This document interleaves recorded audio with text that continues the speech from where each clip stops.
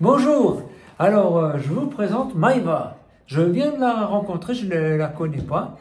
Et puis j'ai senti qu'elle avait quelque chose à nous dire. Alors c'est pour ça que tu es là Maïva. Merci beaucoup d'accepter de raconter un bout de ta vie à des gens qu'on ne sait pas qui c'est.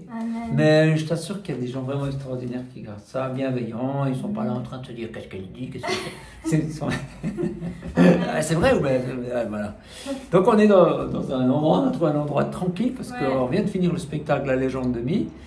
Il y a plein de monde, il y avait du bruit, puis on a trouvé cet endroit. Alors Maïva, si on disait un avant, un après, qu'est-ce qui se passait avant? Qu'est-ce qu'il y a eu dans ta vie? D'où tu viens? Ok, alors moi... Alors regarde bien là, parce que du coup, il ne faut pas qu'ils se sentent exclus. Pardon, excusez-moi. Il faut qu'on parle fort là. Ok, alors moi je suis née dans une famille du côté de ma grand-mère catholique. Je suis d'origine portugaise. Et donc ma grand-mère me faisait des cours de catéchisme, etc. quand j'étais petite. Okay. Mais ce qu'il faut savoir, c'est que j'en avais rien à faire. Honnêtement, j'en avais rien à faire. Mais je voyais que ma grand-mère était une femme qui aimait le Seigneur vraiment de tout son cœur. Je parle d'elle au passé parce qu'elle est décédée, mais je sais qu'elle aime le Seigneur. Et bref, et donc du coup j'ai grandi un petit peu dans ces valeurs chrétiennes, mais enfin quand je dis ces valeurs, je faisais Noël, je savais qu'il y avait pour moi le petit Jésus et qu'il il était né à Noël, c'est tout ce que je savais, voilà. Et en fait, le temps a passé et j'enchaînais les relations amoureuses avec des garçons parce que j'ai pas eu l'amour d'un papa. Mon père, je vais pas trop envie de rentrer dans les détails au cas où il verrait cette vidéo, mais mon père battait ma mère en fait et donc j'ai grandi dans un climat de violence avec mon frère pendant des années et ma mère, je l'ai jamais vue pleurer. Et c'est pour ça que c'est pas normal ça. C'est pour ça que je ne m'autorisais pas à pleurer parce que pour moi c'était signe de faiblesse parce que je n'ai jamais vu ma mère pleurer. Même quand elle était au sol, quoi. Bref. Et c'était vraiment des non-dits, c'est-à-dire qu'on faisait comme si de rien n'était, devant la famille, on n'en parlait pas. Et du coup, ça a mis dans mon cœur beaucoup de haine envers mon père et envers les hommes. Et du coup, ce que mon père, l'amour qu'il ne me donnait pas, je l'ai recherché chez les hommes. Et du coup, j'étais tout le temps dans des relations qui n'étaient pas conduites par Dieu. C'était des hommes qui ne me respectaient pas, qui allaient me frapper, qui me manquaient de respect. Qui me manquaient de respect. Mais comme j'ai vécu dans un environnement où c'était normal, entre guillemets, pour moi c'était acceptable. Et en fait, je vous fais les grandes lignes. Tranquille, mais j'ai vraiment rencontré le Seigneur quand j'avais 17 ans. Donc le Seigneur, il y a peut-être des gens qui ne savent même pas de qui on parle. Alors le Seigneur, Dieu de l'univers, Jésus-Christ qui est venu à la croix et qui est ressuscité pour nous. Il y a bien des gens qui disent oh là là, c'est bien perché. Ça fait rien, ça fait rien. Mais enfin, c'est ton expérience. Mais comment on peut rencontrer Jésus aujourd'hui, 2000 ans après sa naissance? Qu'est-ce qui se passe? Moi, je sais juste que c'était une période où j'étais très malheureuse dans ma vie parce que mes parents se disputaient tout le temps, que j'étais très seule, même si j'avais beaucoup d'amis, je sortais le soir, mais j'étais tout le temps en présence des autres, je me sentais très très seule. J'avais un vide dans mon cœur et je voyais vraiment la vie en noir et blanc. Il n'y avait pas de couleur, c'est vraiment réel, je ne voyais pas, j'étais comme aveugle en fait. Je ne voyais pas de couleur tellement la tristesse était dans ma vie. C'est une manière de parler. Non, en vrai je voyais des couleurs, mais tellement j'étais en dépression que même dans les petites choses, un coucher de soleil ou quoi, j'allais le voir en gris, quoi. Il n'y avait pas de couleur. Ça te faisait pas d'émotion. Exactement, j'étais vide. Et en fait, il y avait une dame dans un centre social qui s'appelle Olga, qui était toujours très heureuse quand j'allais travailler. Et dans le monde du travail, pas partout, mais il y a des gens qui critiquent et tout. Personne n'est parfait, hein, j'en ai fait partie. Et en gros, cette dame-là, elle était tout le temps joyeuse. Parfois, on la critiquait, ou quand je dis on, c'est les gens la critiquaient, ou on lui faisait des réflexions. Et elle était tout le temps pleine d'amour et de bienveillance. Et puis un jour, elle m'a dit, parce que je parlais quand même beaucoup de ma vie sentimentale à l'époque, qui était chaotique et qui, voilà.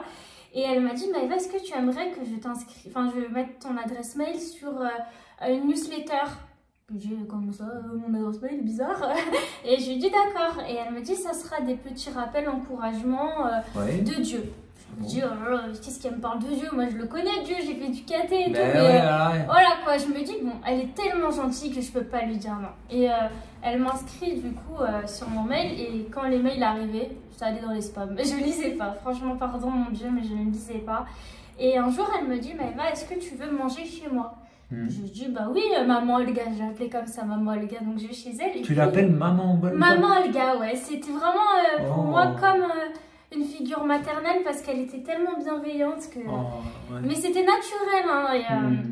Et donc je vais chez elle et puis je rentre chez elle, j'entends de la musique, mais pas de la musique, genre j'entends des chants chrétiens. Je me dis mais elle est complètement dingue cette dame-là, je dis ça va pas la tête. Mais chez mes parents, ce qu'il faut comprendre, c'est qu'il y avait la terreur, une atmosphère où tout le temps ils se battaient, il y avait des disputes, des claques qui portent, des portes qui... Oh là, j'arrive plus à parler. Bref, ça se tapait tout le temps et c'était vraiment très très compliqué. Et du coup, quand je suis rentrée chez cette dame-là, chez le gars, il y avait cette musique-là, mais en dehors du fait qu'il y avait de la musique et des louanges, c'est-à-dire des chants chrétiens pour la gloire de Dieu, peu importe l'instrument, il y avait vraiment la paix chez elle. C'était une maison qui était très... Je vais juste baisser la caméra parce qu'on ne voit pas tes mains et tu parles beaucoup avec tes mains. Ouais, pardon. Non, mais non, c'est bien. Okay. Comme ça, ils voient ce que tu dis avec les mains. Okay. C'est vrai. J'ai été chez Olga et dans sa maison, en fait, il y avait vraiment la paix, une atmosphère de paix. Et je me rappelle elle m'a dit, je reviens. Je lui ai dit, bon, ok, maman Olga, moi, je reste là. Et elle revient avec une Bible, elle me l'attend. Je lui dis merci. Et puis, je me souviens plus trop parce que ça fait 10 ans. Et le temps passe et mon service civique se termine. Et du coup, je quitte cette dame-là. Mais je garde contact avec elle quand même de temps en temps. Et j'avais un ami, pour faire très court, qui était également dans ce lieu, qui s'appelait Franck. Et c'était un jeune de mon âge. Et le 31 décembre, comme tous les jeunes, je lui dis, tu fais quoi ce soir? On va en soirée. On va en boîte de nuit, on va faire la fête. Genre, vraiment. Et il me dit, je vais aller à l'église. Ah non. Je m'attendais à tout sauf ça de Franck. Je lui dis, comment ça, tu vas à l'église? Je comprends pas. Il me dit, oui, je vais à l'église, je vais prier le Seigneur. Mais je lui dis, non. Je lui dis, c'est nul, quoi. Change ton programme. Genre, je lui disais, non, Franck. Voilà. Et il me dit, non, mais même si tu veux, viens. Je dis, alors non, mais il est complètement fou. Et donc, bon, il me dit, c'est pas grave et tout. Il était très, très gentil et il me comprenait, il me supportait surtout. C'était très bien. Et bref, le temps passe et pareil, on garde contact. Et suite à une relation désastreuse, quand j'ai eu 17 ans, mon premier amour en fait, ça s'est très mal passé. Et du coup, j'allais dans des relations d'hommes pour essayer de trouver un peu de réconfort. Donc, j'étais pas forcément bien traitée. Mais du coup, je prenais les miettes, comme l'histoire dans la Bible, pour ceux qui connaissent, de la femme qui mange les miettes. Qui tombe de la table. Voilà, sauf que dans cette histoire de la Bible, c'est quelque chose de positif. Moi, comme mon père m'appelait littéralement chiffon, si un homme me disait t'es un chiffon, j'allais dire ouais, c'est mon prénom, un peu comme Mi, qui croit qu'il s'appelle Mi, mais il s'appelle Mi. C'est l'histoire que j'ai racontée ce soir. Et du coup, pour moi, je m'appelais pas Maëva, je m'appelais chiffon, je m'appelais pas de valeur. En fait, j'avais même pas de prénom. Et du coup, un soir, je suis rentrée, j'en avais vraiment marre d'être traitée comme un objet. Et j'étais dans ma chambre, mes parents se disputaient en bas. Mon petit frère a 7 ans de moins que moi, donc à l'époque, il devait avoir quoi, 9-10 ans, vu que j'en avais 17. Et je parle à voix haute comme ça, dans ma chambre. Et je dis, Dieu, je te connais pas, mais j'ai envie de me suicider. J'en ai marre de ces disputes, de cette atmosphère. Tu vois que je sors, je fais la fête, qu'on parle de toi, mais mon cœur, il est vide. On m'offre des bibles, il y a des gens qui me donnent des tracts, mais moi, je te connais, regarde, j'ai la croix. J'avais un pendentif avec une croix autour de mon cou. Je dis, j'ai fait du caté, etc. Ma grand-mère m'a déjà souvent parlé de toi, mais il n'y a rien qui change dans ma vie. Si tu existes, pourquoi mes parents se disputent? Pourquoi mon père ne m'aime pas? Pourquoi les hommes me traitent comme une moins que rien? Et j'ai dit, si tu existes, fais-moi un signe, qui que tu sois, quel que soit le chemin dans lequel tu vas me conduire. Et j'entends dans mon cœur, alors je me dis, je suis folle, hein. Je fumais à l'époque, donc je me suis dit, je crois que j'ai un peu trop fumé. J'entends, intéresse-toi à Jésus, 1 fois, 2 fois, 3 fois la voix dans mon cœur, intéresse-toi à Jésus. Moi je réponds audiblement, je dis, mais je le connais déjà ce Jésus, regarde, il est là, sur mon collier. Et j'entends, intéresse-toi à Jésus, une 4e fois, et je regarde des films chrétiens, mais des films quand on voit le Christ crucifié. Donc pendant sur YouTube, on peut voir des films chrétiens, on peut taper films chrétiens, etc. Et je tape film de Jésus ou je sais plus trop. Et je vois un passage du Christ crucifié. Et ce moment-là me percute à chaque fois. C'est-à-dire qu'à chaque fois que j'entends parler de Dieu autour de moi, ça ne me fait rien. De l'amour de Jésus, pareil. Mais quand je regarde un film où Jésus est crucifié, je pleure à chaque fois. Et donc, un jour, je regarde, deuxième jour, troisième jour, et puis le Seigneur me met à cœur de... Enfin, à l'époque, je ne le savais pas, mais je regardais tous les jours des films où Jésus se faisait crucifier et je ne comprenais pas pourquoi. Parfois, je sautais même tout le film juste pour aller à cette séquence-là. Et je me disais, mais c'est bizarre, je suis folle ou quoi? On est en train de le torturer et moi, je regarde ce passage-là. Ouais. Et en fait, quand je voyais ce passage-là, j'avais une profonde tristesse. J'avais une profonde tristesse, mais j'avais une tristesse de ce qui lui arrivait, mais je me reconnaissais dans sa tristesse. Parce que dans le film, enfin dans l'histoire, hein, il est crucifié, les gens le rejettent, on lui crache dessus, ses amis l'ont abandonné, il y a des personnes qui l'ont même trahi alors qu'il marchait avec lui, etc. Il a perdu des proches, bref. Et c'était vraiment... En fait, je me voyais en lui. Et quand il se faisait crucifier... Je voyais son sang qui coulait, etc. Et j'ai compris à force de regarder le film que c'était le don de Dieu pour nous sauver en fait. C'était Dieu qui a envoyé Jésus pour nous sauver et nous enlever toute cette tristesse, tout cet état de péché qu'on a en nous. Et en fait, plus je regardais le film, plus j'étais triste, mais je sentais qu'il y avait un poids qui se libérait en moi. C'est-à-dire que mes parents se tapaient en bas. Il y avait une atmosphère chaotique, mais moi je regardais le film et je pleurais. Au début, je pleurais de tristesse. Après, je pleurais parce que je voyais que j'avais fait du mal aussi autour de moi. Je voyais mon péché, c'est-à-dire des erreurs que j'avais faites. J'étais très impulsive à l'époque. Du coup, je frappais mon frère, etc. Je me battais avec mon père. Je répondais. J'étais très rebelle.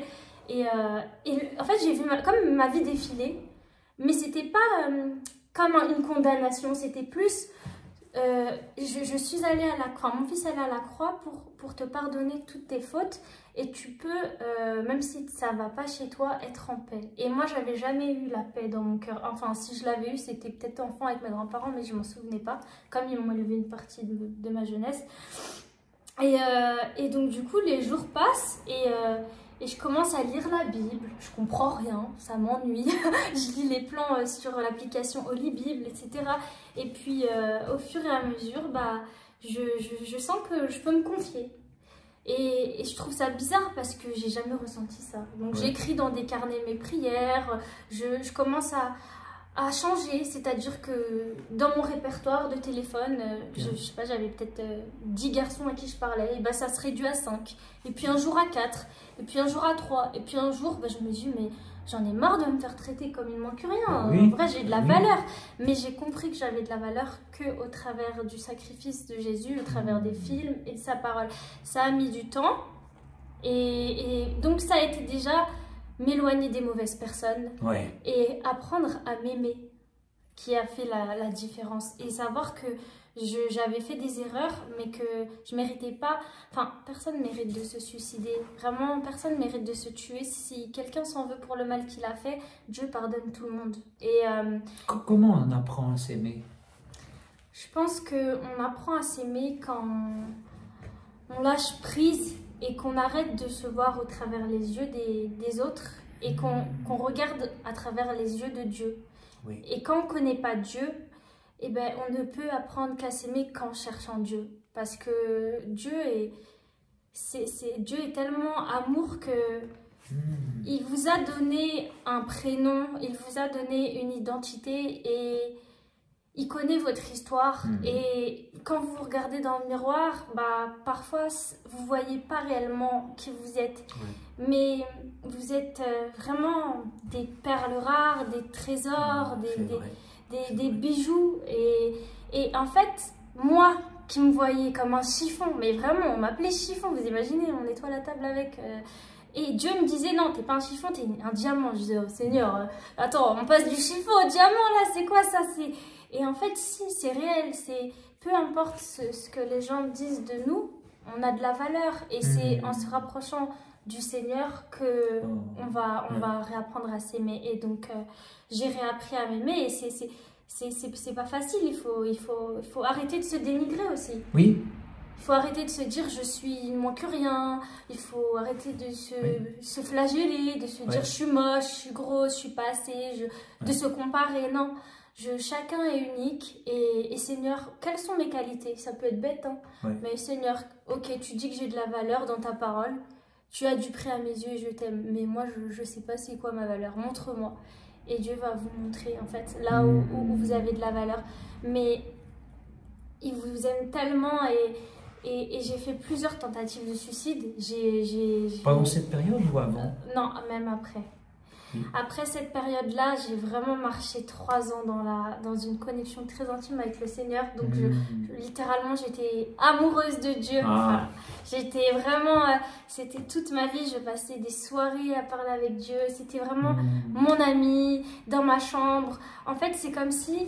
Vous voyez les portes là qu'il y a ici, bah là il y avait Dieu et là la porte derrière il y avait mon père et ma mère qui se tapaient et là il y avait mon frère qui pleurait et là dans ma chambre il y avait la paix de Dieu.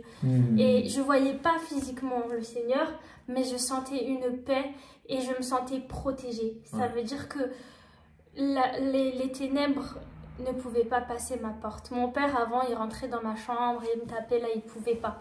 Et c'est pas parce que je faisais des prières ou autre, ou que je mettais de la louange, mais c'est parce que, comme j'avais fait un pas vers Dieu, j'avais dit, Seigneur, ok, tu dis que j'ai de la valeur, t'as envoyé ton fils pour moi, s'il te plaît, aide-moi, parce que si tu le m'aides pas, je vais me tuer. Regarde ce qui se passe dans ma famille, en fait. Et Dieu me protégeait. Et mon père, une fois, on s'est disputé et il est rentré dans ma chambre et j'étais dans un moment de prière avec Dieu. Et il a voulu me frapper, donc il s'est approché, il m'a tenu, il a fait ça. Et en fait, il a reculé et il a dit, je ne peux pas te frapper. Et il regarde derrière, genre derrière... moi, j'étais là et du coup, il y avait le mur, il voulait me frapper et il ne bougeait plus. Et en fait, ce qu'il faut savoir, c'est que j'avais peur de mon père quand j'étais jeune parce que il était violent. Et ce jour-là, du coup, je vous ai dit, j'avais passé un temps de prière avec Dieu. Et il me dit, je ne peux pas m'approcher. Et il commence à s'énerver encore plus, à se rapprocher de moi. Et il commence, à un moment, il tombe au sol et il commence à regarder le mur. Derrière moi, je dis, mais il est fou, quoi. Déjà, je le pensais fou, mais alors là. Et en fait, il commence à dire, je suis désolée, je la toucherai plus, je la toucherai plus. Et à ce moment-là, je comprends que mon père a vu quelque chose, le Seigneur ou un ange. Ça s'est reproduit une autre fois à la maison. J'en étais dans le salon, pareil. Il a voulu me frapper. Et c'est quand je commençais à dire à mes parents que j'ai plus peur, que j'accepte plus qu'on me parle mal, que je n'accepte plus la violence, que même s'ils se frappent, je vais prier pour eux, que je veux m'en sortir, que je veux arrêter. Ma mère voyait que je changeais, elle s'inquiétait, mais elle voyait que c'était en positif. Que je commençais à lui dire aussi, maman, t'as de la valeur, parce que pour elle, elle n'avait pas de valeur, bref. Et mon père aussi avait voulu me frapper dans le salon, et il m'a dit, il y a un halo de lumière au-dessus de ta tête. Je ne peux pas t'approcher. Et il était horrifié, il bougeait plus. Et il a reculé et il est parti. Et en fait, mon père buvait beaucoup. Et en fait, quand il était dans ces crises un petit peu de folie, d'hystérie, qu'il voulait me frapper, parce que, en fait, moi, je m'interposais. Donc, pour pas qu'il tape ma mère, il me tapait moi. Et mon frère, lui, il était petit, donc il s'enfermait dans sa chambre, bref. Et en gros, je sais plus pourquoi je dis ça. Mais oui, il y a le halo de lumière qui te protégeait. Voilà, il y avait un halo de lumière qui me protégeait. Et mon père, quand il était dans ces crises, voilà, il disait, ouais, je vais t'envoyer le rejoindre ton Dieu ce soir, tu vas... Non, c'était vraiment violent. En fait, il pouvait pas m'approcher, mais dans sa parole, il me faisait aussi mal que... Ouais, et c'était comme s'il me tapait.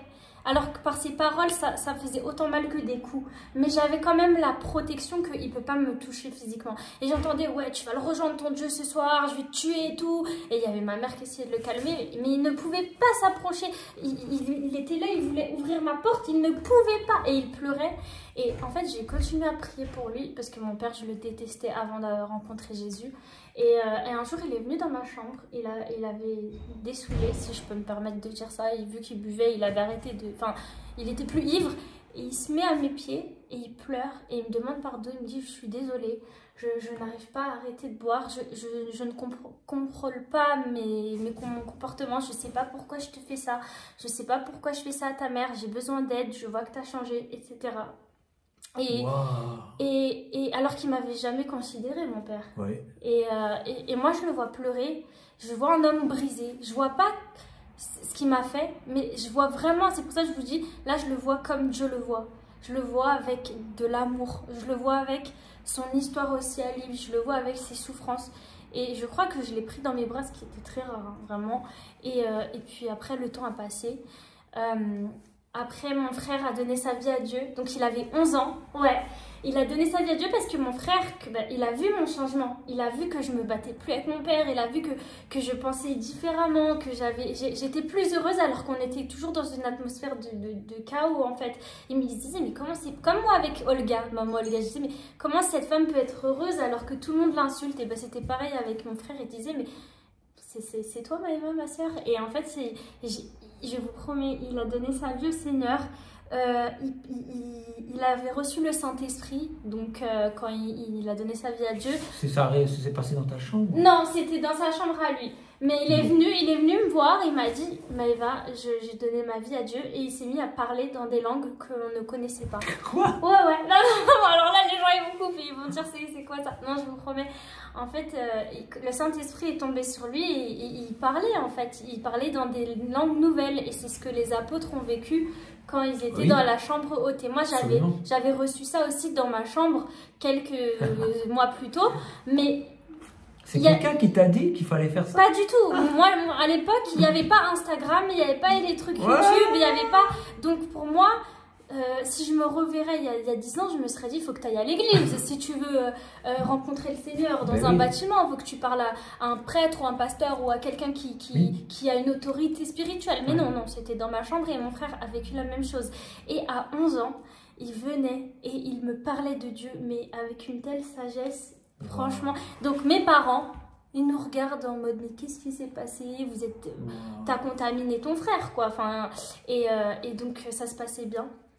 La vie a fait qu'à 21 ans, j'ai fugué de chez moi parce que ça devenait très oppressant chez moi, malgré le fait que Dieu me protégeait et tout. Mais mon père, il avait trop un trou dans son cœur et ça devenait très très violent. Donc je suis partie et j'ai été vivre un petit peu à droite à gauche. Donc j'étais dans une église, donc au début je dormais chez des sœurs, des amies chrétiennes, etc. Chez des personnes qui n'avaient pas forcément Dieu mais qui étaient des amies aussi. Et puis je suis allée au Portugal chez mes grands-parents pendant au moins 2 mois parce que je n'avais nulle part où aller, je ne pouvais pas retourner chez mes parents. En fait, même si j'ai foi en Dieu, je pense que parfois il faut être sage.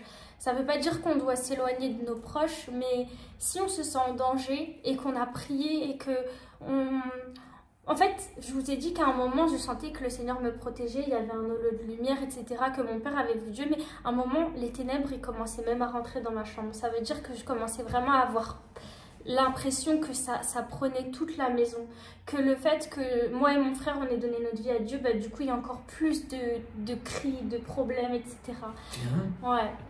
Et donc du coup je suis partie de chez mes parents sans rien dire, avec une valise. J'ai envoyé un message à ma mère, j'ai bloqué mes parents pendant 2 ans.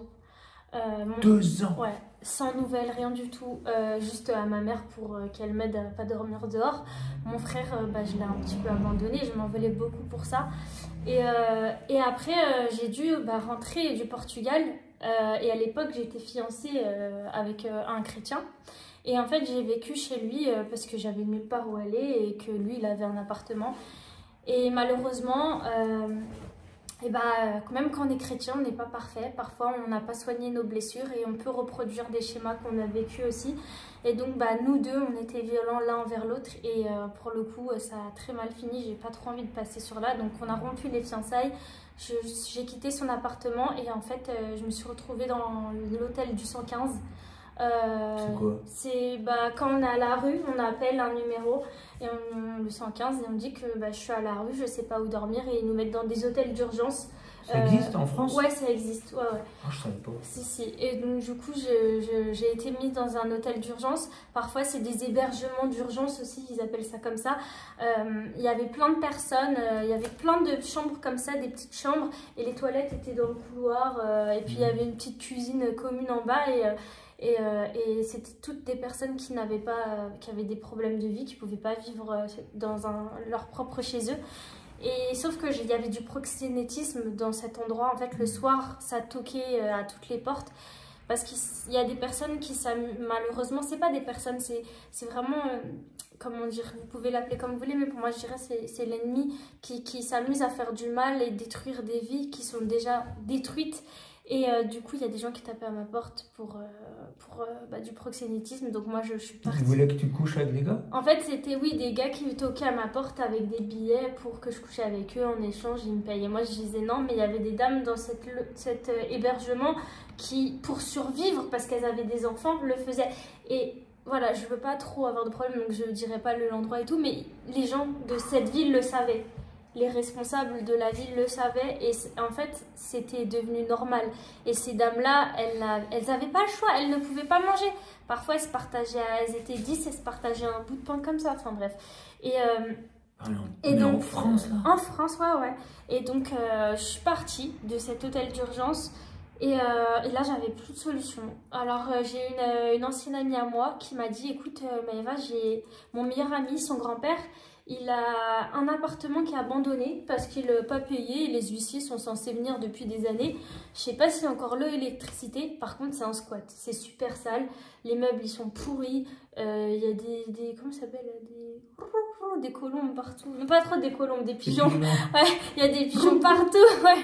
Enfin bref, c'est super dégueu. Mais au moins, tu auras un abri sur ta tête. Et je dis franchement, elle s'appelle Anissa. Je lui dis franchement, Anissa, moi, c'est... Vois avec ton ami, j'ai pas le choix. On arrive dans le squat, ces personnes-là, même si je leur parle plus aujourd'hui, m'ont beaucoup aidé. On avait des cagettes qu'on récupérait dans les marchés. Il y a beaucoup de gens là? On était 3-4, ouais.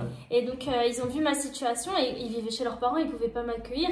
Mais du coup, on allait dans les marchés, on prenait les cagettes et puis on a tout nettoyé du mieux qu'on pouvait, hein, ça restait quand même un peu sale, mais on a fait mon petit espace salon avec un vieux matelas. Et en fait, ce qui était bien, c'est je me disais, Seigneur, pourquoi je te donne ma vie et il se passe tout ça? Pourquoi je pars de chez mes parents? Pourquoi mon père il dit qu'il veut te rencontrer, puis après c'est moi qui pars de la maison? Pourquoi je me retrouve à la rue alors que je t'aime de tout mon cœur? Je comprends pas, j'ai fait le baptême, je t'ai donné ma vie, je te parle tous les jours. On n'est pas dans des obligations, hein, mais on est comme une relation. Seigneur, tu es censé m'aider, quoi. Là, tu fais quoi? Et dans ce squat, où normalement, il n'y avait ni électricité ni eau, j'avais dit à Dieu, Seigneur, je n'en peux plus. Dans le 115, ce qu'il faut savoir, c'est qu'il y a des endroits... Vous n'avez pas de douche. J'ai dit parfois il y a des douches, mais les douches souvent c'est des petits loquets et comme il y a du proxénétisme pas partout, vous lavez pas. Vous lavez juste dans le petit lavabo, l'évier de votre chambre parce que vous avez peur en tant que femme que d'autres, c'est mix en fait, que des hommes. Donc voilà. Quand on a 21, 22 ans, même qu'elle a n'importe quel âge, c'est vraiment pas safe. Donc et j'avais dit Seigneur, je t'en supplie. Au moins qu'il y ait une douche ou une baignoire, quelque chose, pas un robinet. Et là, j'arrive dans ce squat et on a tout retapé, même si c'était pas... Et je vois une baignoire. Je dis, oh, trop bien, moi j'aime trop les bains et tout, en plus, ça va me décontracter. Je dis, Seigneur, s'il te plaît, fais qu'il y ait de l'eau. J'ouvre de l'eau. Mais pas de l'eau froide, hein, de l'eau chaude. Je dis, oh, mais trop cool et tout. Hop, électricité fonctionne. En fait, la porte, il était plus en norme parce que c'était un squat, mais il y avait encore l'électricité, l'eau et tout. Et le chauffage, il y avait tout. Et donc, ma mère est venue m'aider dans ce squat du mieux qu'elle pouvait parce que quand on est sous emprise, c'est compliqué enfin voilà, elle est venue et elle m'a aidée, elle a ramené des meubles, elle m'a acheté des petites plaques pour que je cuisine, etc. Je suis restée dans ce squat, je crois, 4-5 mois. Et à côté, j'allais travailler. Donc, t'as trouvé un job? Ouais, Dieu me donnait la force de... En fait, je mettais un masque et personne, à part mes vrais amis, savait que je dormais dans cet endroit-là, que j'étais partie de chez mes parents, que j'avais vécu tout ça. Wow. Personne ne le savait. Et je parlais toujours pas à mon frère ni à mon père. Et mon grand-père ne savait pas tout ça. Mais j'ai interdiction d'en parler, personne de ma famille ne savait. Et donc voilà. Après, Dieu a permis que je puisse aller dans une colocation. Donc on était 4 jeunes à vivre ensemble. Au début, ça se passait bien. Et il y a toujours, vous dites, hein, mais c'est pas joyeux son histoire, il y a des embrouilles. Non. Mais voilà, après, je suis partie de la colocation parce que il y avait 3 garçons, j'étais la seule fille. Et voilà, je préférais vraiment être plus... voilà, en sécurité, dans le sens où même si j'avais le Seigneur, j'aimais pas forcément être entourée de garçons, voilà, j'étais pas à l'aise. Et mon parrain, qui maintenant est au Seigneur, mais du coup, mon parrain, du coup, mon oncle, le frère à ma mère. J'ai pas compris, t'as dit le Seigneur? Ouais, non, mon parrain en fait, c'est mon oncle qui est décédé, le frère de ma mère. Il m'a aidé à trouver mon studio, du coup, parce qu'il savait que j'étais dans un squat et il a payé pour que je puisse habiter dans un endroit sécure, etc. Ça, c'est un vrai parrain. Ouais, et en fait, il a payé et tout, parce que j'avais pas les moyens. Et dans ton spectacle, à un moment, pour ceux qui ne savent pas, bon, je ne veux pas spoil, mais, La légende de Mi. Voilà, dans la légende de Mi, à un moment, j'ai dit tu, je peux dire tu. De qui tu moi? Oui. Mais oui. À un un moment, tu dis, pensez à un souvenir ou quand ça va mal, à quoi vous pensez. Et en fait, j'ai pensé à ce moment-là à mon parrain. Parce que quand j'allais mal, eh ben, enfin mon oncle plutôt, c'était toujours lui que j'appelais. Même s'il ne savait pas, on parlait pas verbalement de ce qui se passait à la maison, mais il n'était pas bête, il le voyait. Donc il m'a amené à Astérix, il m'a amené à Disney, il m'a amené en Normandie, j'ai fait tous mes voyages avec lui, on a été en Belgique, c'était cool, on s'amusait, on se prenait pas la tête. Un grand fan de Superbus d'ailleurs, s'il y a des fans de Superbus, je sais pas pourquoi je dis ça. Magasin Superbus. Superbus, la chanteuse, ouais. Ah, bon. Superbus, c'est un groupe un peu. C'était Superbus. Non, un peu, non, un peu un groupe de rock, mais voilà. Et voilà, enfin bref, les Fatal Picard, tout ça, on écoutait ça dans la voiture et les métros, bref, on passait des super bons moments. C'était mon père en fait. Pour moi, mon parrain, mon oncle, c'était mon père. Et en fait. Voilà, donc là, ça fait 2 ans, oui, que du coup, je suis dans mon studio, tout se passe bien grâce à Dieu. Sauf que entre-temps, j'ai perdu mon parrain. Il est décédé. En fait, ma mère, un soir, m'appelle, elle me dit, Maëva, j'ai pas de nouvelles de mon frère, ça fait 1 semaine, s'il te plaît, va devant chez lui, il est minuit. Ma mère, elle pouvait pas se déplacer, va voir ce qui se passe. Donc, je débarque et j'étais allée avec mon ex, du coup. C'est pas mon ex-fiancé, hein, c'est un autre ex, oui, parce que même si j'avais dû, je comprenais pas que avant de se lancer dans une relation, il faut que Dieu soit au centre. Voilà, j'en faisais un petit peu à ma tête. J'étais, oui Seigneur, je t'aime, mais je fais un petit peu ma vie comme je veux. Bref, mais en tout cas, cette personne m'a aidée quand il le fallait, donc je bénis sa vie pour ça. Et il m'a du coup, on est allé en moto, il m'a déposé à minuit devant chez mon oncle et on voit les pompiers. Et il me tient par derrière. Et moi, je dis, mais lâche-moi et tout. Et je cours. Et je vois les secours et la police, ils me disent non, vous pouvez pas passer et tout. Et ils montrent des photos en fait à mon ex. Et je veux regarder, ils me disent non, elle peut pas regarder. Et j'appelle ma mère, elle me dit oui, Maï, qu'est-ce qu'il y a? Ils ont pété la vitre de chez parrain, je comprends pas, ils veulent pas que je monte et tout. Et elle pleure, je lui dis maman, faut que tu viennes là. Et ils descendent, il y avait une échelle, ils descendent. Et il y a pas on voit pas je sais pas comment ça s'appelle, enfin là où il y a les corps là, on voit pas, non, juste ils me disent, ils me font ça. Je comprends pas, je commence à les agresser, c'est quand même des gens de l'autorité. Je dis, mais vous vous foutez de moi, qu'est-ce qui se passe? Dites-moi ce qui se passe. Et je comprends qu'il est décédé en fait. Et donc du coup, ils me laissent pas entrer dans l'appartement, ils me laissent pas le voir. Ils me disent que ça va trop me faire du mal. Et mes parents viennent, ils parlent, et puis moi je rentre chez moi et mon ex-compagnon, enfin voilà, il rentre et il essaye de me consoler au max. Les analyses, après les études, on a su comment il était décédé. Donc il est décédé d'un AVC tout seul dans sa chambre, non, dans la salle de bain. Et en fait son téléphone était éteint, donc il n'a pas pu nous appeler. Mais ce qu'il faut savoir, c'est que quand je me suis fait baptiser, je l'ai invité à mon baptême. J'avais très peur de sa réaction parce que pour moi c'était mon père. D'ailleurs ma mère, mon père et mon frère sont venus avec mon oncle, mon parrain à mon baptême. Donc c'était en 2017 et il m'a dit si c'est une secte je te renie et je ne te parle plus de ma vie. Et quand il est venu ce jour-là à mon baptême, il a pleuré et je pense que quelque chose s'est passé dans son cœur parce que il me parlait de Dieu après. Il ne me parlait pas de Dieu ouvertement, mais il me faisait comprendre qu'il voyait mon changement, qu'il était fier de moi et qu'il voyait que y avait, pour lui, il appelait ça une force ou quoi, mais que voilà, il y avait une force, il y avait Dieu qui était avec moi. Et quand il est décédé, ça a été un coup pour moi parce que j'ai dit encore Seigneur, une déception avec tout ce qui s'enchaîne là. On se parle tous les jours, t'aurais pas pu m'avertir que mon oncle il allait mourir, mais ça se passe pas comme ça avec Dieu. Et puis c'est peut-être pas Dieu qui a permis que mon oncle il meure. Et donc du coup, j'étais en colère contre le Seigneur. Je voulais plus rien savoir de lui. Je lui ai dit tu m'as trahi. J'ai accepté le squat, j'ai accepté la violence, mais non, tu m'as pris mon père entre guillemets. C'est pas possible. Et en fait. Mes sœurs chrétiennes priaient pour moi Et j'aime bien peindre, et j'avais fait je peignais beaucoup pour me soulager, me vider l'esprit. Et en fait, j'avais dit, Seigneur, je te parle pas, hein, mais par contre, je veux un signe. Je veux que quand on enterre mon parrain, parce qu'on pouvait pas voir son visage du coup tellement, voilà, bref, ça faisait une semaine qu'il était en décomposition, on le savait pas. Et bref, le positif arrive. Ça va aller. J'avais dessiné une colombe avec un verset de la Bible, une prophétie qui dit que au retour de Jésus, les corps seront... j'ai plus trop le verset sur la tête, mais qui dit que les morts sortiront de leur corps et ceux qui auront donné leur vie au Seigneur, on sera rayonnant de joie et on sera tous ensemble avec le Seigneur. Et j'avais dessiné ça et j'avais dit à Dieu, Seigneur, je veux que ce tableau-là aille dans la tombe.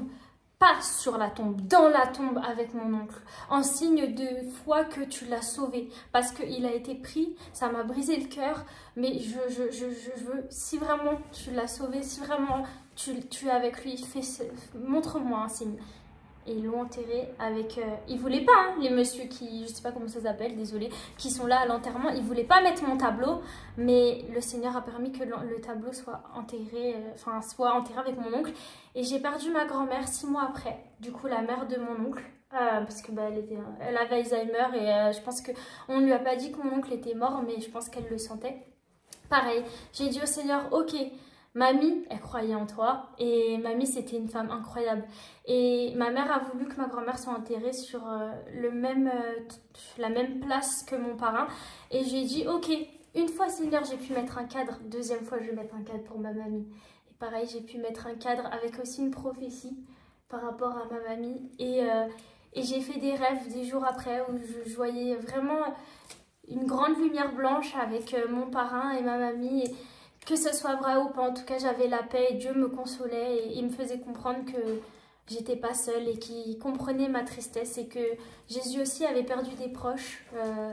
Voilà, et donc ça a été compliqué.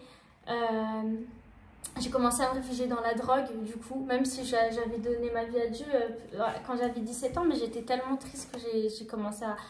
Au début c'était 3 joints, après on est passé à 6, 7, et j'étais dans une relation très toxique aussi avec une personne voilà, on ne devait pas être ensemble, mais on s'était mis ensemble, je pense, parce qu'on était 2 âmes brisées et seules en fait, et à la fin on se tapait dessus et j'ai dit c'est plus possible, et en fait du coup je fumais et j'étais malheureuse, et j'ai demandé au Seigneur de m'aider. Et le Seigneur m'a dit, bah écoute, il va falloir que tu mettes fin à cette relation. Je lui ai dit, mais c'est une blague, là, j'ai besoin de... En fait, je cherchais toujours l'amour paternel chez les hommes, alors que j'avais Dieu. Hein.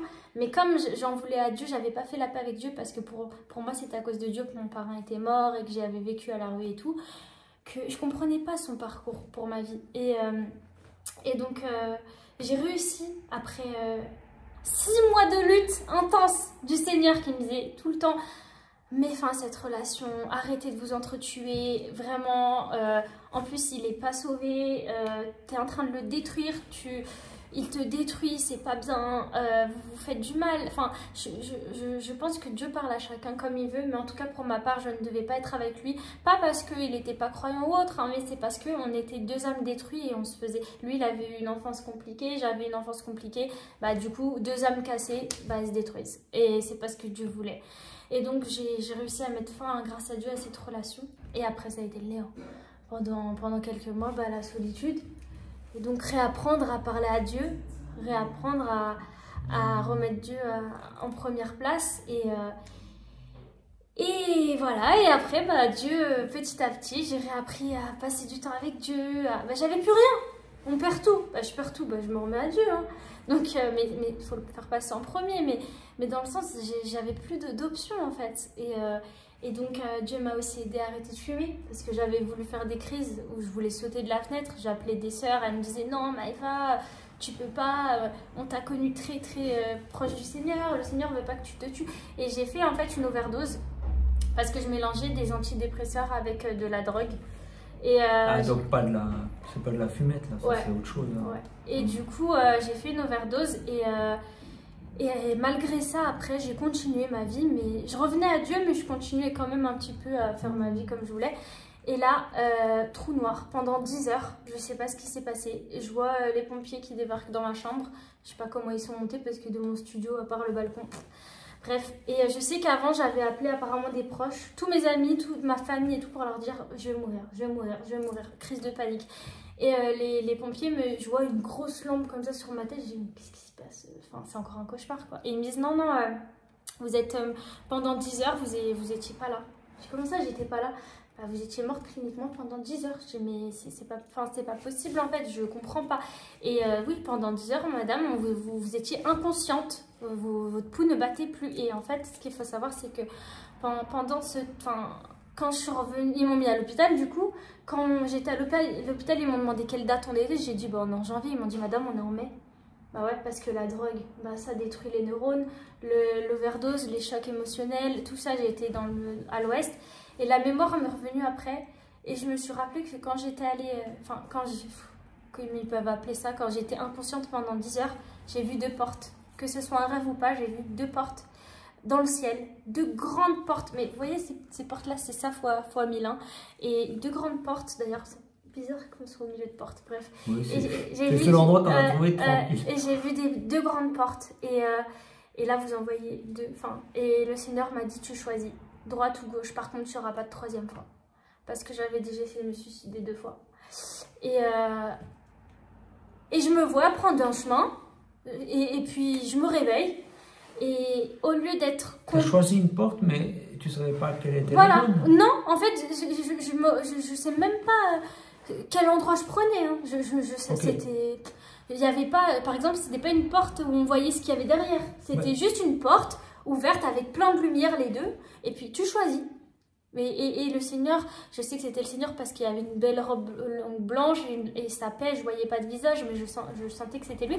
Mais il me dit, choisis. Mais par contre, il n'y a pas de 3e fois. Non, c'était super. Alors, on est désolé. En fait, j'avais plus de place dans mon téléphone portable et ça m'a fait couper. Alors, le temps de effacer plein de vidéos que j'avais déjà récupérées. Là, on va pouvoir reprendre. Voilà, c'est pas un studio ici, c'est un corridor. Oui, mais c'est quelque chose, je pense, qui est vraiment dans le message de Dieu. Donc, je disais, ça s'est coupé pile au moment où je vous disais que j'avais vu 2 portes pendant les 10 heures où j'ai... Faut qu'on voie tes mains, c'est trop bien. Pendant les 10 heures où j'étais cliniquement morte, et j'ai vu 2 portes, et donc j'ai pris un chemin et je me suis réveillée, et j'étais du coup à l'hôpital. Et quand je me suis réveillée, j'ai compris que si j'avais fait ce choix de revenir sur la terre, c'était pas pour rien. Et vous savez, c'est souvent tabou. Je sais pas s'il y a des personnes qui croient en Dieu et qui ont des pensées suicidaires, mais oui, c'est possible d'avoir une conversation avec Jésus et d'avoir des pensées suicidaires. Mais ce qui est encore plus possible, c'est que Jésus vous aide à les affronter, ces pensées suicidaires. Parce que quand je suis revenue du coup dans ma réalité, hein, dans le monde réel, je voulais pas, je pleurais, je disais mais Dieu, pourquoi j'ai choisi cette porte? Moi je voulais rester avec mon parrain, je voulais rester avec toi, je voulais rester avec les êtres au ciel. Qui ne choisirait pas d'être au ciel non, je dis pas que non, attendez, je remets en arrière. Non, mais si on voit Jésus, on est dans le ciel.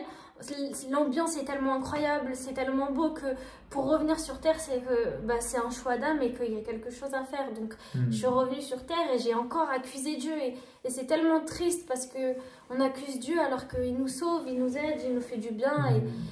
Et après j'ai vraiment arrêté de critiquer le Seigneur. J'ai dit ok Seigneur, tu m'as fait, enfin j'ai choisi de revenir, tu m'as aidé à sortir de ça. J'ai été suivie par des médecins et aussi par un pasteur par rapport à tout ce qui est mes pensées suicidaires, etc. Ça a fait une sorte de thérapie. Exactement. C'est pas parti en 2 jours. J'ai même voulu aller dans un hôpital pour me soigner, mais je l'ai pas fait. J'ai dit Seigneur, je pense que tu peux m'aider. Après, voilà, chacun fait ce qu'il veut. Bravo, belle démarche, ouais, c'est bien. Et en fait, quand j'étais avec mon ex, je me scarifiais en fait. Et quand j'ai arrêté cette relation, j'ai arrêté de me scarifier. C'était vraiment lien, c'était lié en fait. Voilà. Et donc déjà ça c'était une très grande victoire pour moi. Et le fait dès que j'avais maintenant des pensées mauvaises, je revoyais l'image des 2 portes et que Dieu en fait m'avait laissé le choix. Et je me disais ok, si j'ai choisi de revenir alors que là-bas c'était la fête au ciel, alors vraiment c'était la paix. c'est qu'il y a des personnes qui doivent savoir qu'il y a de l'espoir pour votre vie. Et vous savez, là, tout ce que je vous ai dit, ça peut paraître horrible. Vous pouvez vous dire, mais c'est quoi cette vie pourrie? Genre, elle a donné sa vie à Dieu. Et à part de l'eau chaude et de l'électricité, qu'est-ce qu'elle a eu? Et ben, qu'est-ce que j'ai eu pendant le... Dès que j'ai donné ma vie au Seigneur, de mes 17 jusqu'à aujourd'hui, mes 27 ans, quand j'étais à la rue, le Seigneur a toujours pourvu financièrement. Quand j'étais à moins 500 sur mon compte, le Seigneur permettait que quelqu'un me donne une baguette de pain. Le Seigneur permettait qu'il y ait des virements sur mon compte. Quand j'accusais Dieu, que je lui disais qu'il servait à rien, que c'était un mauvais père, qu'il avait pris mon oncle, qu'à cause de lui, les hommes ne me respectaient pas, le Seigneur envoyait des personnes me mettre des mots dans ma boîte aux lettres pour me dire que j'avais de la valeur. J'allais tomber sur une vidéo qui me disait que Dieu m'aimait. Plein de petites choses comme ça. Parfois on allait m'inviter au restaurant, je fais partie d'une association qui aide les femmes de victimes de violences conjugales. On allait me donner des vêtements, je sais pas pourquoi, genre parce que je m'étais sortie de ça et Dieu agissait tout le temps. Parfois, je sais pas, c'était des trucs bêtes, je disais Seigneur, j'ai pas d'argent pour m'acheter une écharpe, et bah hop, le lendemain, une de mes amies m'a acheté une écharpe sans que j'ai rien à dire. Et dans toutes ces choses-là, le Seigneur agissait. Parfois je pouvais pas payer mon loyer et le Seigneur permettait que l'agence accepte que je puisse payer plus tard. Parfois le Seigneur il me disait, là tu as reçu ça, cette somme là, investis-la dans ce que je vais te dire. Je disais mais Seigneur, si je mets tout ce que tu m'as donné, déjà merci de me l'avoir donné, mais comment je vais m'acheter mes trucs? Il me disait juste fais-le. Et en fait, à chaque fois que j'écoutais le Seigneur, que c'est pas que pour l'argent, ça peut être va parler à cet homme-là qui est à la rue et que tout le monde méprise. Va t'asseoir, mais Seigneur, les gens ils vont me juger. Et alors, toi quand tu étais sale, les gens te méprisaient et t'appelaient chiffon. Tu te rappelles cette période-là? Alors que moi je t'appelais perle rare, perle précieuse, je t'appelais Maëva. Et bien, il y a des gens qui sont venus te parler, maman, Olga, Franck et d'autres personnes. Alors va parler à cet homme-là, va lui dire que je l'aime, ou sans forcément lui dire que je l'aime, va t'intéresser à son histoire. Je sais pas, par exemple, c'est un homme qui s'appelle Georges, si vous voulez prier pour lui, que j'apprécie beaucoup. Et il joue de l'harmonica et il est alcoolique et le Seigneur me met à cœur de rester avec lui et on rigole, on passe des bons moments et je lui parle de Dieu petit à petit et c'est vraiment ce que Dieu a mis dans mon cœur. Je vous dis pas de faire des choses comme ça au hasard, il faut quand même être prudent, peu importe la situation, mais que ce soit dans des petits trucs, une personne va être triste dans la rue, je sais pas, le Seigneur va me mettre à cœur, écris-lui un mot. Non mais Seigneur, la honte quoi, écris-lui un mot, ok. Même par rapport à ce spectacle d'aujourd'hui, je voulais aller en Suisse pour rencontrer Alain Dercier et aller dans l'atelier quand il y avait les journées portes ouvertes pour le jeu Asvaldia, pour ceux qui ne connaissent pas, et, même si je ne l'ai pas acheté personnellement encore. Et en gros, j'ai pas pu parce que c'était trop cher. Et à ce moment-là, vous étiez hospitalisé, je crois, et du coup, c'était compliqué pour les tournées et tout, surtout sur Paris. Moi, j'habite un peu vers Paris. Et j'ai demandé Seigneur un signe parce que je regardais beaucoup de live d'Alain Auderset. Here. Et du coup, ça m'aidait beaucoup. Dieu passait beaucoup par Alain, mais aussi par les témoignages qu'il mettait sur sa page et aussi par d'autres personnes pour m'aider à me relever et sortir de cette dépression, etc. petit à petit. Et par les gens qui m'accompagnaient aussi dans la prière et mes médecins. Bref, passons. Et en gros, et ben voilà, le Seigneur a permis que Alain vienne ici. Donc, je peux dire le lieu? Ouais, à Coulommiers, voilà. Donc dans le 77, pour ceux qui sont en Île-de-France, vous savez que c'est à l'autre bout du monde, vraiment. J'ai fait 1 heure de trajet pour venir et ce matin j'étais en pleine crise parce que oui, il y a toujours des hauts et des bas, mais Dieu est fidèle. J'étais en pleine crise et je disais à Dieu, Seigneur, tu sais que je veux voir le spectacle de la légende de Mi. J'ai déjà le livre, il est incroyable d'ailleurs. Merci Loïs pour ces incroyables illustrations. Loïs, c'est celle qui fait les dessins, les œuvres d'art, je pourrais dire. Bref, et j'ai appelé ma mère qui ne croit pas en Dieu. J'ai dit maman, je t'ai beaucoup parlé de Alain Auderset. Il me fait beaucoup penser à Parrain aussi. Et c'est pas mon parrain, hein, mais il me fait un peu le style. Mon parrain, il me aussi joué de la guitare, de la batterie. Il avait un esprit ouvert, il aimait les gens. Enfin bref, voilà. Et j'ai déjà envoyé des vidéos de vous à ma mère, bref. Et elle m'a dit, vas-y. J'ai dit, mais maman, ça va coûter super cher, genre l'aller-retour, le Uber, etc. Elle m'a dit, vas-y. Elle m'a dit, je préfère que tu y ailles si l'église, pas le bâtiment, mais si être avec des chrétiens, des gens qui croient en Dieu, ça peut t'aider à pas te prendre 10 médicaments, à fumer. Parce que je lui disais, maman, j'ai envie de fumer là, ça fait je sais pas, 3 mois que je suis pas retombée, j'ai envie de fumer là en fait. J'ai envie de sauter par la fenêtre, je fais quoi? Et il y a 2 solutions. Soit on me met en HP, soit je vais vers Dieu. Et j'ai éteint mon téléphone, j'ai dit Seigneur, que ta volonté soit faite. Et puis après, le temps est passé.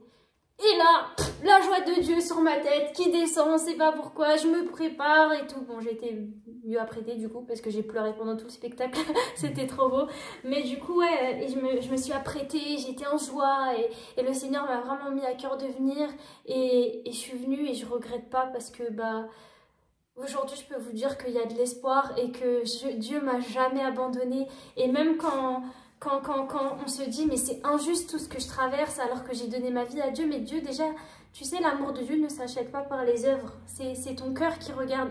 Et parfois, ce qui m'a touchée aussi dans ce spectacle, même si, voilà, c'est que un moment, Dieu il dit au personnage principal, je vais pas tout spoil, j'arrête. Mais vas-y, c'est pas grave. Je t'ai vu, j'ai vu ce que tu as fait, j'ai vu quand tu as aidé telle personne, je te voyais quand tu étais dans ta petite maison, et c'est ce que je disais tout à l'heure, ça m'a vraiment rassurée, que Dieu il a vu quand tous mes combats, toutes mes luttes, toutes les fois où, si vous êtes alerte trigger, si vous avez, il y a des choses qui vous font un petit peu peur, n'écoutez pas.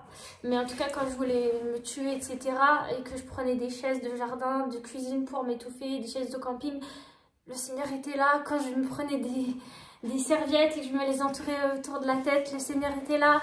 En fait, il m'a montré qu'il était là à chaque fois.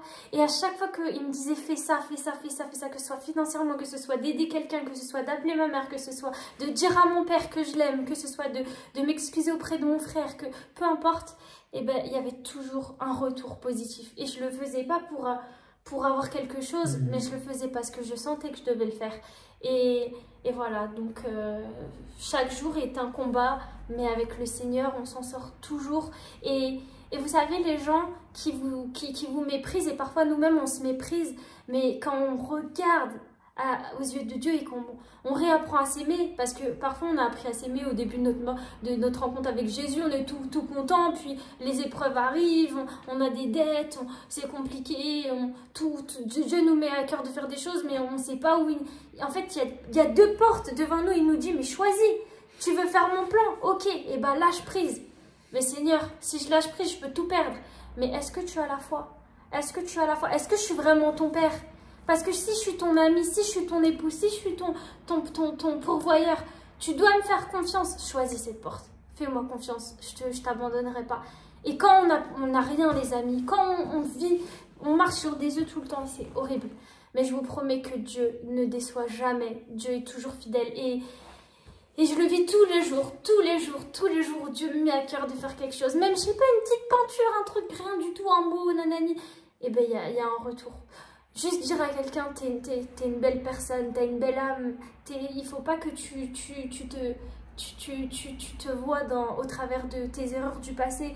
Il faut pas que tu te dises que tu es une mauvaise personne. Il faut pas que tu te dises, je suis trop sale pour revenir à Dieu. Parce que quand je fumais, etc., je me disais, mais je mérite plus d'être avec le Seigneur, je mérite plus de t'appeler papa, je mérite plus de mettre de la louange, je me sens tellement sale, je me voyais comme dans la boue en fait, et le Seigneur est là. Vous savez, un diamant c'est sous la terre, et quand on voit un diamant, dans les mines, enfin j'ai jamais été dans les mines, mais de ce qu'on dit, ça ressemble à rien. Il faut le tailler, le travailler, le diamant, le polir, et après on voit sa beauté. Et ben c'est pareil, j'étais dans la boue, j'étais un caillou, les gens me voyaient comme un caillou, comme un chiffon, et Dieu il disait non, diamant, perle rare, Maëva, et c'est ce que je voudrais vous dire à quelqu'un aujourd'hui.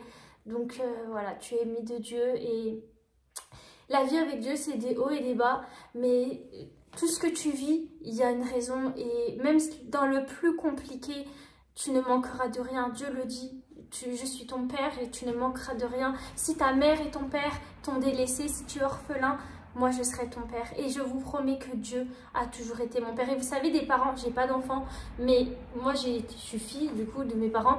Et parfois je disais des gros mots à mes parents, mais ça n'empêchait pas ma mère de m'aimer et de me faire à manger. Et bah avec Dieu c'est pareil. Parfois on lui parle mal, on s'emporte, on lui critique, on l'accuse de tous nos malheurs. Et le lendemain, il nous offre un cadeau.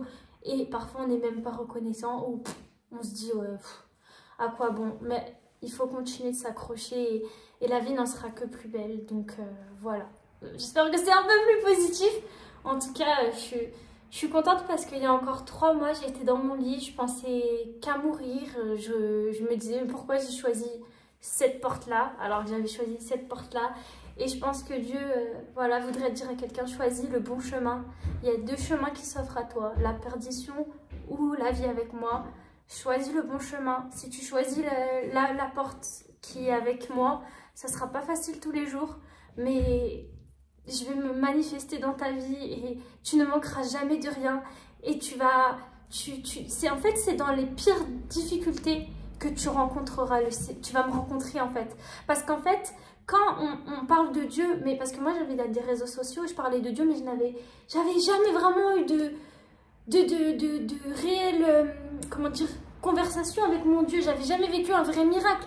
Mais quand je me retrouve à la rue sans rien, que j'ai dit à Dieu qu'il servait à rien, que je l'aimais plus, que je voulais plus de lui, que je l'ai renié, comme Pierre, qui est un apôtre de Jésus, qui l'a renié 3 fois. Et le Seigneur, il me disait, mais Maëva, je suis encore là. J'ai dit, mais Seigneur, je t'ai critiqué, non, je suis là. Et voilà, et c'est vraiment ça. Et j'en suis heureuse. Et Dieu peut faire des miracles. Et je vous promets, toutes les personnes qui m'ont méprisée, parce que à un moment où je parlais beaucoup de Dieu, les gens se disaient, ah, waouh, comment elle a changé, c'est un bon exemple. Même si l'exemple parfait c'est Dieu, hein, nous on n'est que des humains, on fait tous des erreurs et il faut idéaliser personne, hein. Il n'y a pas personne n'est mieux qu'un autre. Et du coup, parfois on peut prendre un certain orgueil sans le vouloir, à se dire, oh bah, s'ils disent que j'ai changé, c'est cool, là, on me reconnaît, nanani. Et en fait, quand j'ai commencé à dire que ce qui m'arrivait, que j'étais en détresse psychologique, que je fumais, que je me... nanani, beaucoup de gens m'ont critiqué, m'ont jeté la pierre, comme s'ils voulaient me lapider. Et Jésus m'a dit non. Moi, c'est parce que j'ai de toi. Tu sais, les hommes, ils peuvent t'aimer hein, le lundi, le mardi, ils t'aiment plus. Mais moi, mon amour, il change pas. Rien ne me séparera de l'amour de Jésus. Peu importe, j'ai pu le verser des rêves, désolée, mais que ce soit ni les tribulations, ni les dominations, rien ne me séparera de l'amour de Dieu. Et c'est ce que Dieu voudrait te dire, je pense vous dire à quelqu'un.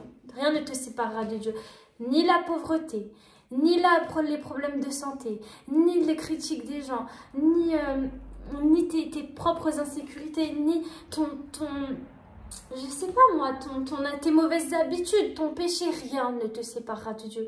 Laisse-le juste t'aimer et accepte son amour. Et si tu te sens trop sale pour revenir à lui, dis-toi que on est tous passés par là. En tout cas, ceux qui ne sont pas passés par là, tant mieux. Mais je pense à un moment de notre vie, on se remet tous en question, on se trouve tous un peu nuls. On se dit, mais Seigneur, je suis nulle, je vaux rien. Mais non, non, le Seigneur, il vous aime et voilà, c'est tout ce que j'avais à vous dire. Donc j'espère que ça vous touchera. Et il y a toujours de l'espoir avec Dieu. Chaque jour que Dieu vous donne, c'est un nouveau souffle.